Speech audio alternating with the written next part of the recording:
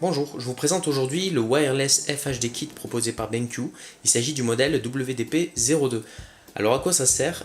C'est tout simplement deux boîtiers, un transmetteur et un récepteur HDMI sans fil. Donc on va pouvoir diffuser de l'image sur son vidéoprojecteur BenQ sans avoir utilisé de câble HDMI.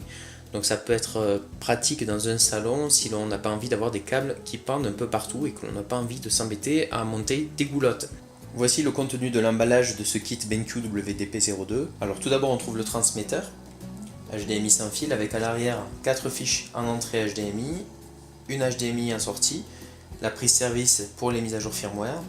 Ici c'est l'alimentation avec le petit câble dédié. Ce boîtier, c'est le récepteur HDMI sans fil que l'on va associer au vidéoprojecteur à l'aide du support qui est fourni et que l'on va fixer au vidéoprojecteur à l'aide des vis qui sont fournies. On va trouver un câble IR pour l'utilisation infrarouge sur des longues portées, une dragonne, un petit câble HDMI. La télécommande va permettre de basculer entre les différentes sources HDMI du transmetteur. On a les piles AAA qui sont fournies. Et enfin, on trouve les blocs d'alimentation avec des prises pour chaque norme, Angleterre, France, États-Unis, Australie, etc. On trouve enfin un CD avec le mode d'emploi qui est dématérialisé au format PDF et un guide de démarrage rapide. On a un stand qui va permettre d'accueillir le récepteur HDMI sans fil lorsqu'on ne veut pas le fixer avec le support qui est fourni contre le vidéoprojecteur. Donc on a deux manières de le positionner, sachant que le support est lesté.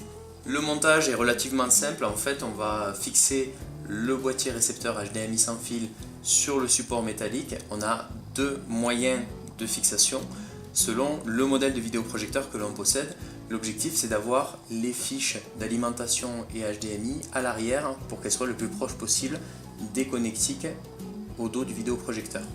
Voilà comment se présente l'installation une fois le câblage réalisé. Alors d'une part, on a le câble HDMI qui va dans l'entrée du petit boîtier récepteur HDMI sans fil et de l'autre côté dans la fiche HDMI 1 du vidéoprojecteur. Et d'autre part, on a le cordon mini USB qui va servir à alimenter le petit boîtier. Alors pour ce faire, on va se brancher à l'arrière du vidéoprojecteur dans la prise USB 5V qui est dédiée. J'ai positionné le transmetteur HDMI sans fil dans le meuble du salon et sur la face avant j'ai mis quelques étiquettes pour me rappeler à quoi correspondait chacune des sources. Donc sur les deux premières entrées HDMI, j'ai relié des splitters. Le premier splitter c'est pour les consoles de jeu, ça va afficher à la fois l'image sur la télé et sur le vidéoprojecteur.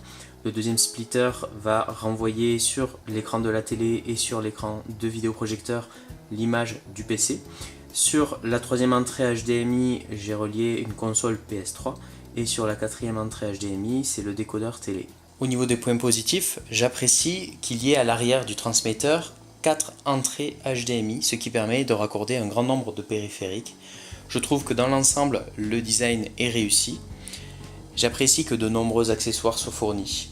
Et finalement, c'est un transmetteur qui repose sur une technologie qui apporte un vrai confort d'utilisation. Au niveau des points positifs, toujours, j'apprécie le fait que ce transmetteur soit compatible avec la plupart des vidéoprojecteurs BenQ récents et qu'il soit facile à installer. Au niveau des points négatifs, le plus gros point noir de ce transmetteur HDMI sans fil, c'est son positionnement tarifaire que je trouve totalement injustifié, puisqu'à l'heure où je fais la vidéo, il est vendu aux alentours de 500 € sur le site de BenQ.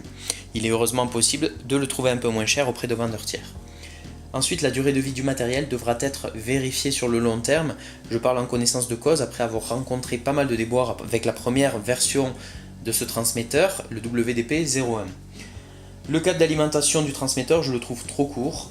J'aurais apprécié qu'il puisse mesurer entre 50 cm et 100 cm de plus. La garantie à 1 an seulement est totalement scandaleuse à mon avis, puisque le matériel est vendu plusieurs centaines d'euros.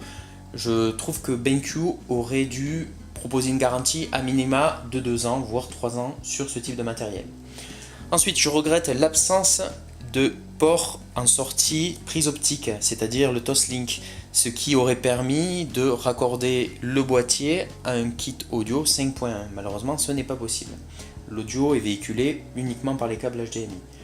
Et enfin, j'ai pu constater plusieurs plantages au moment de l'extinction du boîtier qui refuse de réagir lorsque on lui envoie la commande off. Voilà, j'espère que cette présentation vous a intéressé, je vous retrouve prochainement pour un autre test, à bientôt.